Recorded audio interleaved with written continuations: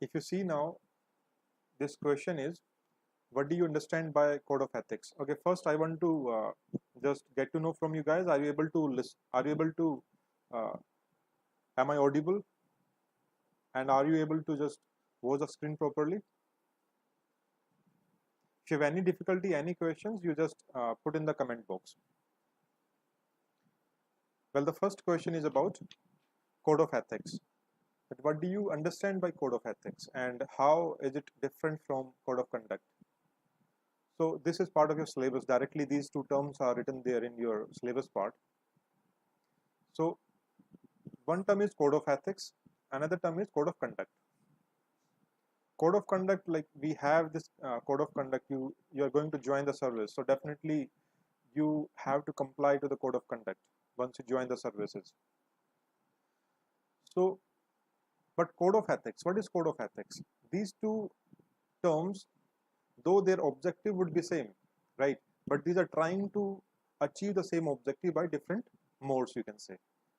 So in this question, you can directly start with the code of ethics because it's a 10-marker question. In 10-marker question, you don't have much of the time and space to make a base and then start writing. Here you can directly write what is code of ethics, and then you can compare code of ethics with the code of conduct. If you see code of ethics, these are general broad principles of ethics which apply to the members of the organization, the civil servants, administrators, whosoever they are, and they tend to achieve certain positive behavior from the side of the participants, the members of the organization, the administrators, and so. So code of ethics, these are the positive principles, right? These want to promote certain positive values, you can say. For example, neutrality, right? Neutrality is a positive ethical value that code of ethics would want to promote it. Another example you can say, for example, responsibility, right? These are general values which code of ethics would like the members to adhere to. So these are positive set of values, and you can say these are desirable. And once the members, if the civil servants, if any of the person, if they don't adhere to code of ethics, they are not as such say punishable. So these code of ethics are not punishable in nature, right? So I believe now you understand what code of ethics are. So these are broad principles actually which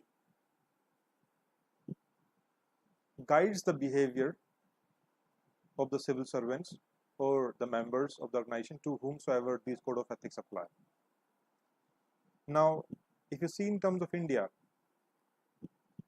in India, we have All India Service Conduct Rules. So these are the part of the code of conduct, you can say. But when these All India Service Conduct Rules, they were amended in 2014, they included certain part of the code of ethics as well. For example, the values of neutrality, responsibility, accountability. So for India, to certain extent, code of ethics and code of conduct, they are overlapping at this time, right? But you need to just initially you need to just talk about code of ethics. Then you can differentiate between code of ethics and code of conduct. For instance, if we just differentiate between these two, code of conduct, these are enforceable in nature. These are conduct rules, and if somebody violates these conduct rules, these are punishable in nature as well. Certain disciplinary action can be taken against them, right? So code of ethics on one side, these are desirable in nature, right? These values, the organization wants the members to adhere to these values of neutrality, responsibility, honesty, integrity, right? Whereas the code of conduct, they enforce. So these are enforceable in nature, and if somebody don't adhere to the code of conduct, then definitely penal action can be taken against them, right? Disciplinary inquiry can be taken against them. But for code of ethics, there are not any you can say punishable. These are not punishable in nature. You can give example of code of ethics in terms of Nolan committee, right? So there are values which are given in the Nolan committee. The 7 principles are given. So those 7 principles could be seen as code of ethics as well. So moreover, you can further talk that code of ethics and code of conduct. Code of ethics is more about self accountability, whereas code of conduct, it is a legal accountability, right? Because in code of ethics, we ourselves make ourselves accountable because we need to adhere to these values. To whom we will answer? We will answer to ourselves, our inner conscience. Because if we develop the value of integrity, then we have to answer to ourselves, our inner conscience. So in a broad sense, you can say when say code, because code of ethics, these are already in practice in UK, in various Scandinavian countries as well, Australia, right? In India, we still don't have code of ethics. We have code of conduct, but now you can give example that with All India Service Conduct Rules 2014 amendment in 2014, that has included certain portion of the values of code of ethics in the code of conduct itself. So for India, these are certain overlapping in a way, right? So in this way, you can differentiate between these two, and further you can end with by bringing certain complementarity among these two, because ultimately the objective of both of these code of ethics and code of conduct is to bring ethical ecosystem, to strengthen the ethical infrastructure in our organization, in our civil services. So in this way, you can further end up, and both these are, you can say, complementary and supplementary to each other. One is the spirit side of the law, another is letter side of the law. So both the law should be implemented in both letter and spirit. In this way, you can proceed with this question. So if any question with regard to this code of conduct and code of ethics, you can ask in the comment box.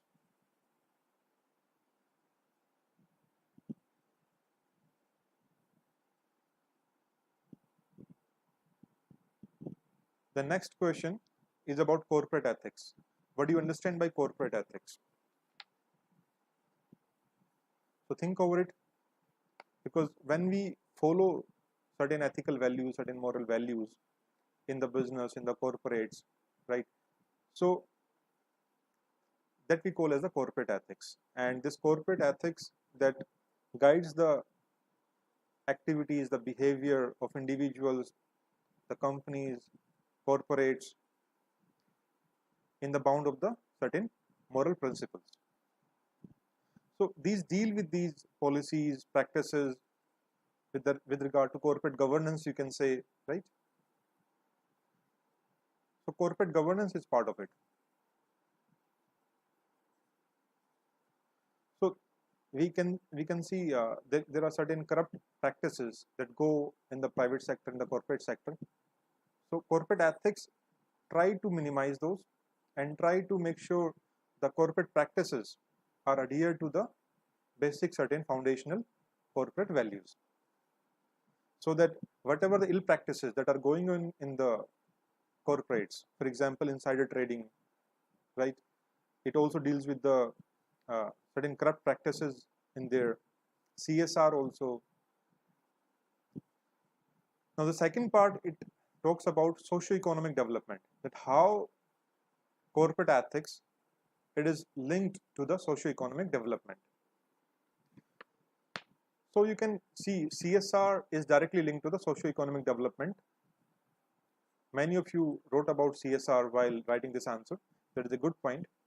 So many of the corporates, they are acting willingly even when CSR was not mandatory. Still at that time, many of the corporates like Tata's, Infosys, many of them were willingly participating in the CSR activities.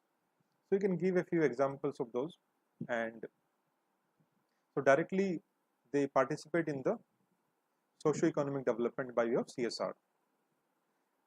Secondly, if you see, because once corporates are adhering to the corporate ethics, the corporate governance, in this way they are promoting the culture of ethics within the organization. The work culture is based on the ethical foundations, ethical system that is adhered to.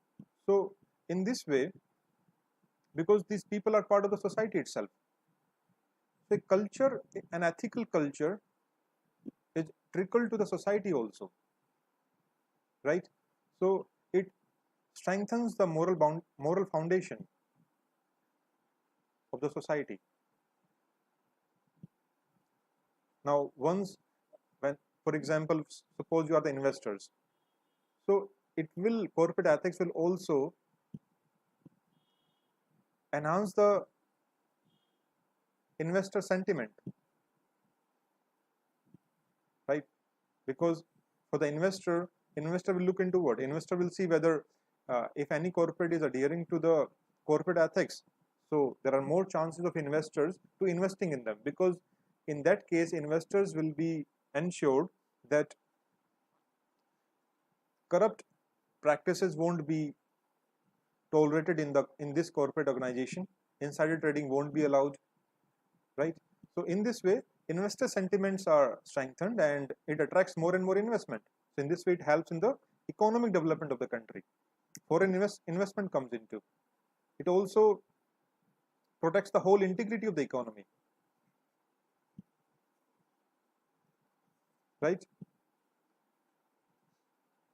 Now we all know that the corporates, these are based on these are profit oriented, right? Now once we inculcate the ethical values in the corporates, so they remain the profit oriented, but not solely. They also understand the responsibility towards society, and once they grow, the whole country grows, the whole society grows. They satisfies the basic human need in this way, right?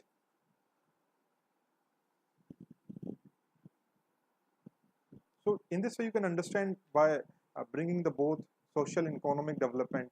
Then you can also talk about that there are various problems, for example the environmental concerns, right? If any corporate organization which is solely profit oriented, which is solely based on profit at any cost, that won't be concerned about the environmental, right? Environmental degradation would happen, but the corporate ethics will ensure environment is also protected, right? That will ensure sustainable development. Now there are other issues, for example problems of the labor, workforce problem, those will also be adhered to. So these are certain ways by which socio-economic development is linked to the corporate ethics. Now this question, law should be so succinct that it can be carried in the pocket of the court, and it should be so simple that it can be understood by peasant. If you have any questions, you can ask in the comment box.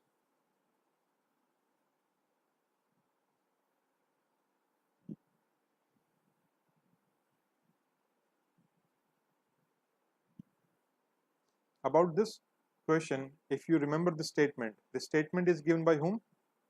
The statement is given by Napoleon. So it's very important statement.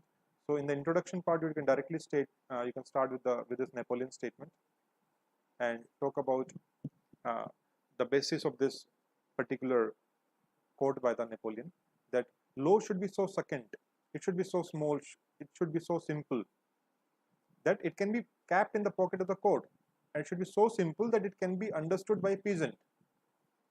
So what do you understand by this thing? That see, law should not be a very big, it should be small, because if it's a huge law, very big law, people won't be able to get through it the whole. Secondly, It should be simple as well, not the complex, so that even a peasant can understand it, even an illiterate can understand it, anybody can understand it, the common man can understand it, right? Because if you see, why do we need the law? We need the law so that it can serve the people. The basis behind of any law is to serve the public, to serve the people. If the law in itself is a complex, right? Because here in India we have so many complex laws. The laws are complex, very uh, many of the laws are very archaic, so very difficult to understand. So they lose the very purpose of their genesis. Moreover, many of the laws are obsolete as well. Many laws which are not required today, which are going through the times of the British, the colonial legacies that is going through. So there are many of these things which wants our law to be made simple, right? Because any of these adversaries that lead to the people are harassed in a way. Instead of making the lives of people simple, the complex laws, archaic laws, makes the lives of the people harsher, make tough for them. So it loses the basic purpose for them. So how we can make? So you need to discuss about this thing, then you can further see what improvements can be brought, how you can make, what suggestions you can make in this. So there are certain suggestions you can see through, because uh, even the government of India has repealed many of the obsolete laws in the last few years. If you're going through the current affairs regularly, many of the obsolete laws, they were repealed. Around more than 300 laws, they were repealed by the government of India. Also, they can be made provisions. So this thing can be taken further, and more obsolete laws which are not in use and practice, those can be repealed further. Secondly, there can be provision of sunset clause, right? Sunset clause means, for example, any law, if a law is made and if it is understood that after 10 or 20 years, a sunset clause is brought into this, that after 10 years or 20 years, this law will not remain into effect. It will automatically get repealed. So this particular clause is put in the law itself, so that there is no need for the review. So there can be the use of sunset clause, or there can be a review procedure that can also be inbuilt into the law itself, that say after 10 years this law should be reviewed, so that it should be seen into whether this law is necessary at this time or not, right? If any modifications are required or not. These things can be then many of the rules and regulations, these are very complex, so those could be simplified, right? The role of press, civil society can also be brought into to help to understand the people about, to aware the people about the laws, the rules, regulations. And if you see, there is there's an article in DPSP, Article 39A. It talks about what? Free legal aid, access to free legal aid. So this should be implemented in letter and spirit. So we have NALSA, National Legal Service Authority, State Legal Service Authority, District Legal Service Authority. So these are various ways by which legal service can be provided. The affordable legal service free legal service can be provided to the common people, so that the maximum benefit of the laws, the production of the laws, and the protection provided by the laws can be given to the bottommost pyramid of the society. So this is about the law. You can just have a look over, think over it again. Next question is about some restrictions on enjoyment of freedom are necessary in the interest of the social harmony. So in this question, even if you see yourself, your place in the society, right? So you enjoy certain freedoms, even certain freedoms as given under Article 19, right? So whatever the freedom you enjoy, your other citizens, other people also enjoy, right? Now these freedom are not absolute in nature, right? And when you enjoy freedom, but this freedom should not encroach into the freedom of other humans, other people, other citizens. So these freedom are acceptable only by the time you are not disturbing others, right? For example, you're listening to music, but if this listening to music is in a very huge sound by DJ or whatever, and it is disturbing the neighbors, then their freedom of peaceful residence is disturbed, right? So in the introduction part, you can directly start with the freedom. What do you mean by the freedom in a way? And then you can talk about that you need the restrictions on the freedom, right? Why do you need the restrictions on freedom? What are the objectives? What will you gain? What will you achieve by the restrictions on freedom? You can talk about those. One of the theory in ethics talks about restrictions of freedom. That is a social contract theory by Thomas Hobbes. So you can talk about the social contract theory. Not to explain in much in detail, just give the reference. Then you can also talk about because you need the freedom, so you need to respect the freedom of others as well, right?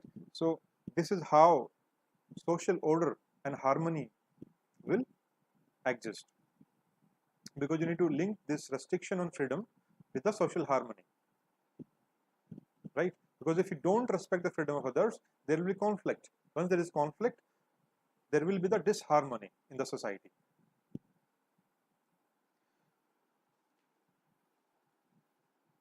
Moreover, if you see freedom in terms of the, for example, certain restrictions are also put, certain censorship is also put, so that restrictions on nudity is there, censorship is there. So this will do what? This will ensure the morality, social morality or public morality. So in this way, social harmony is maintained in the society. And even the Constitution of India, that also put reasonable restrictions. If there are freedoms given to you, then there are certain reasonable restrictions are also put on those freedoms on the grounds of morality, public order, decency. There are certain these restrictions are given in the Constitution.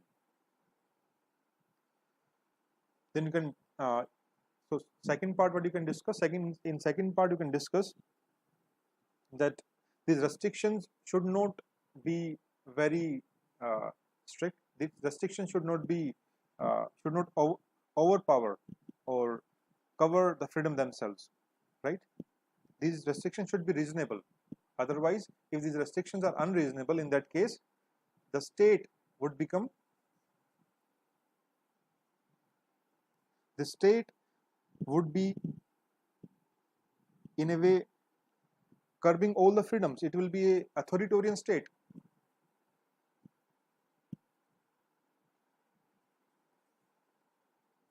So the state won't remain a democratic. Moreover, restrictions, if these are not reasonable, it will also curb the artistic creativity. For example, certain authors are writing a book, certain creativity is coming out, paintings are there. But if you put the unreasonable restrictions, those creativity will be restricted. So in this way, you can write certain points, and in the conclusion, you can talk about having a balance among these two, and you can conclude in this. And this question discuss about Vivekananda's views on nationalism. What is nationalism? You can start with nationalism. That what is nationalism as per Swami Vivekananda? So Swami Vivekananda, nationalism is based on universalism and humanism. He was very religious in nature, and his nationalism was based on the religion, but in a way, morality and spirituality. So Swami Vivekananda's nationalism was very broad one. It was based on certain ethical values like compassion, right? Based on service to the people. Because if you remember a quote by Swami Vivekananda said, "Service to Jiva is the service of Shiva." So, service is the main motive, main component of the nationalism.